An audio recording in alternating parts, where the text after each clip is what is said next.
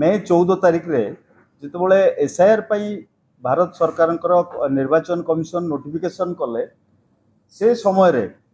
आमे देखी वेबसाइट रे जो भोटर तालिका थिला देशर निर्वाचन कमिशन जो घोषणा करथिले से समय रे भोटर तालिका रे हमर ओडिसा रे भोटर संख्या थिला 3,40,72,744 किंतु जेतेबेले 15 तारिख रे राजनैतिक दल मानक सहित बैठक कले सीओ ओडिशा सेतेबेले हमकु देखैले जे 3,34,5,487 भोटर अछंती बोली एवं प्री एसआईआर समय रे 3,16,00,000 लोकंकर 2002 सहित से मैपिंग करथिले जहार 94.61% हेइतला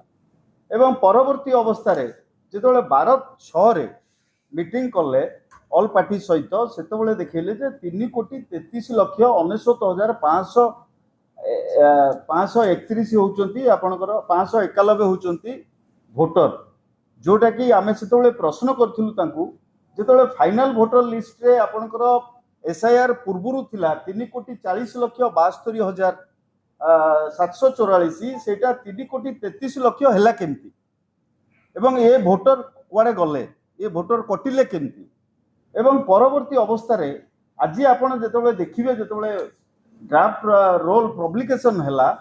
से जो पब्लिकेशन रे 3,13,00,000 इलेक्टरंकर ड्राफ्ट रोल ले आसिला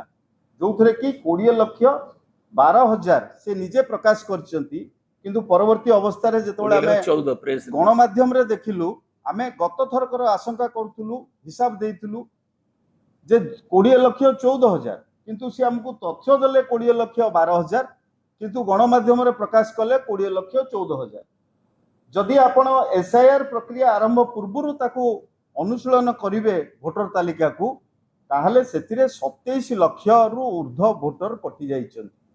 जोटा सबुठारु बेसी चिंताजनक विषय जोटा कि 7 लाख भोटर को निर्वाचन अधिकारी ताकू आपणकर लोकलोचन को आणु नांती जो आमे तांको बारंबार दाबी करिथिलु जे ए भोटर केमिति कटिले ता संपर्क रे हमको तथ्य दियन एवं जहा से सब बेले कहि आस्तुले जे ड्राफ्ट भोटर लिस्ट रे ता संशोधन हबो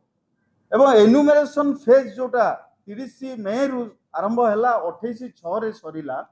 सेथिरे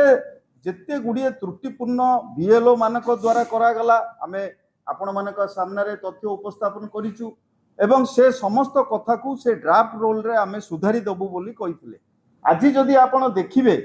जो प्री एसआईआर रे से माने जो मैपिंग करथिले 3,16,00,000 आज आपनकर ड्राफ्ट रोल रे 3,13,00,000 भोटर आसिले ड्राफ्ट रोल रे प्रकाशन रे हमर प्री एसआईआर रु एसआईआर आरंभ होला परे ए संख्या बढ़िबा कथा एवं ए संख्या कमिला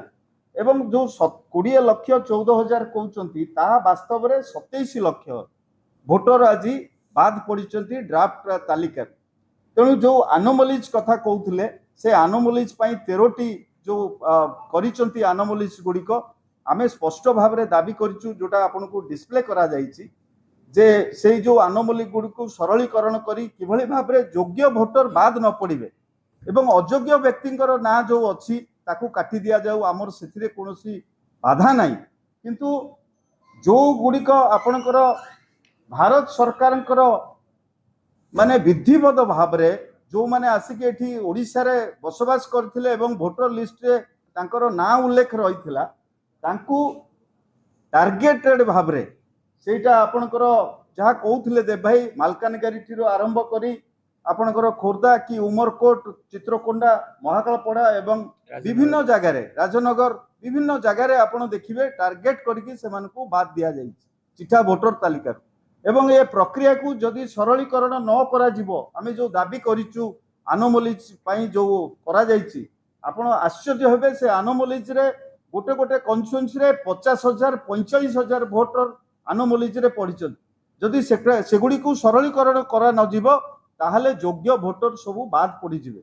ए जो प्रक्रिया को जदि सरलीकरण करा न जाए कहार डिलीट हबनी सरलीकरण हबो केवल पंचनामा जरिया रे केवल हम करेक्टेड करिउ बोली कुआ जाइथिला किंतु आज पुणी थरे आमे तांको कहिचु एवं क्लैरिटी रो सहित